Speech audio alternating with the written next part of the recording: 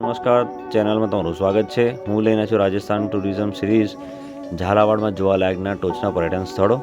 Number 1, Prithvivilas palace. આ એક અદ્ભુત 130 વર્ષ જૂનું મહારાજાનો ભૂતપૂર્વ શિકાર લોજ છે, જે વિશ્વભરના ઐતિહાસિક ખજાનાથી છલોછલ છે। સમય સ્થિર છે કારણ કે ઐતિહાસિક ઘરમાં મારું ઉષ્માભર્યું સ્વાગત કરવામાં આવે છે। મેદાન અને પુલ સુંદર છે, સ્ટાફ લાજવાબ છે અને રૂમ વિશાળ અને આરામદાયક છે। નંબર 2, ગાગ્રોન કિલ્લો। જો તમે ઝાલાવાડ હોય તો તમારે આ અવ્યવસ્થિત કિલ્લા મુલાકાત લેવી આવશ્યક છે। ખીણ અને નદીની સાઈડના ખૂબ જ સારા દ્રશ્યો, સારો ઇતિહાસ। નંબર 3, ચંદ્રભાગા મંદિરો।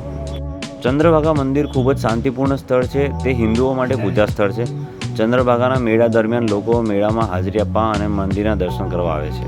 Number 4, Bhimsagar dam. આ ડેમ મોરી નજીક નદી પર આવેલો છે। ડેમની નજીકમાં ઇસ્લામિક દરગાહ અને મહુબોરડા નામનો એક નાનો કિલ્લો પણ છે। તે વિસ્તારની આસપાસની પ્રકૃતિ ખરેખર જ ખૂબ સુંદર છે। નંબર 5, દિગંબર જૈન મંદિર। ચાંદખેડી ખાતેનું જૈન મંદિર શ્રી આદિનાથને સમર્પિત છે અને 17મી સદીમાં બંધાયેલું છે। મંદિરમાં શ્રી આદિનાથની 6.25 ફૂટની પ્રતિમા બેઠક સ્થિતિમાં છે, જે 1500 વર્ષથી વધુ જૂની હોવાનું માનવામાં આવે છે। રાજ્ય સંચાલિત બસ અથવા શેર કરેલી જીપ દ્વારા મંદિર સુધી પહોંચી શકાય છે। આ એક ઉત્તમ સ્થળ છે, મુલાકાત લેવા યોગ્ય છે। નંબર 6, બૌદ્ધ ગુફાઓ અને સ્તૂપ। આ એક ઐતિહાસિક પ્રેમી સ્થળ છે અને આર્કિટેક્ચર પ્રેમી માટે ખરેખર ફૂલ જગ્યા છે। આ સ્થળ બહારની બાજુએ છે, પરંતુ મુલાકાત લેવા યોગ્ય છે। નંબર 7, ભવાની નાટ્યશાળા। હવે આ બિલ્ડિંગ સંપૂર્ણપણે પુનર્નિર્માણની સ્થિતિમાં છે અને મુલાકાતીઓ માટે બંધ છે। તમે મ્યુઝિયમ તરફના પ્રવેશદ્વારથી આની મુલાકાત લઈ શકો છો।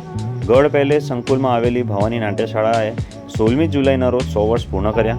નાટ્યશાળાના અસ્તિત્વમાં આવી ત્યારથી અહીં અનેક નાટકો મંચાયા છે। ઓપેરા શૈલીમાં વિકસિત આ થિયેટરનું વૈભવ જોતા જ બને છે। નંબર 8, સરકારી મ્યુઝિયમ।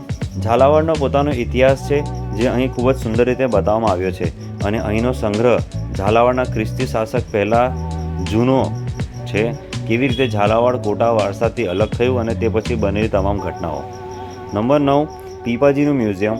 આ પેનોરામા બહારથી ખૂબ જ સુંદર અને હેરિટેજ લાગે છે।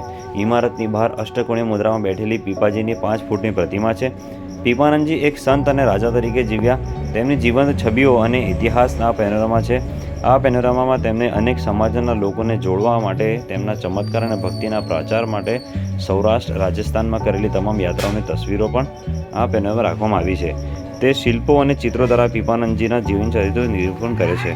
તો મિત્રો, આ હતા રાજસ્થાનના ઝાલાવાડ જિલ્લામાં ફરવા માટેના ટોચના પર્યટન સ્થળો। આશા રાખું વિડીયો ગમ્યો હશે। વિડીયો ગમ્યો તો લાઇક કરો, શેર કરો, સબસ્ક્રાઈબ કરો। જય હિન્દ।